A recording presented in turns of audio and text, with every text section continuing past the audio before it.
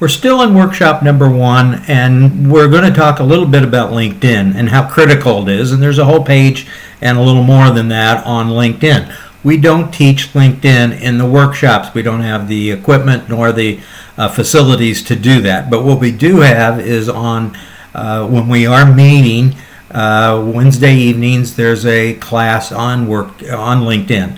I'd also suggest that as you also look into Work One, they have LinkedIn classes. Actually, they have 2 of them. One is the basic and another is an advanced. You may also look at your public libraries and see, I know that the Fishers Library does LinkedIn classes, if I'm not mistaken. You might find other resources. You can also use the, just Google it and find out who teaches those things. I will say, LinkedIn is going to be one of the best things that you can use to find a job as fast as possible. More people are using LinkedIn to connect with people, to find people, than any other social media outlet.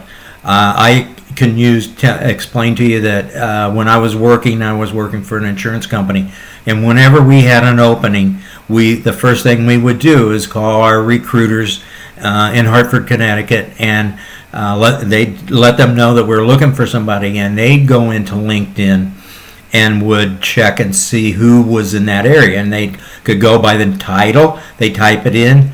I was looking usually for professional liability underwriters, and it would come up and find out who are those people are in the state of Indiana or even central Indiana or Indianapolis area, and then the recruiter would be able to contact those people and say, hey, we have an opening, would you be interested, and start that process. You can also use LinkedIn. A lot of we're always talking networking.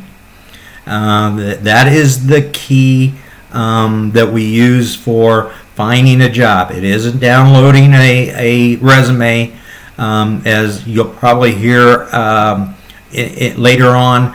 87% of all jobs are found through networking, and LinkedIn is one of your best avenues to be able to network.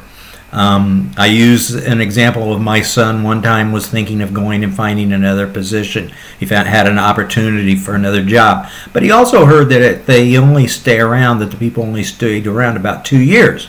So I went into LinkedIn. I went in and I Googled, not individuals, but I just Googled or went into LinkedIn and searched for the company. And the company, LinkedIn, brought down every person that was in LinkedIn who is working there or who had previously worked there.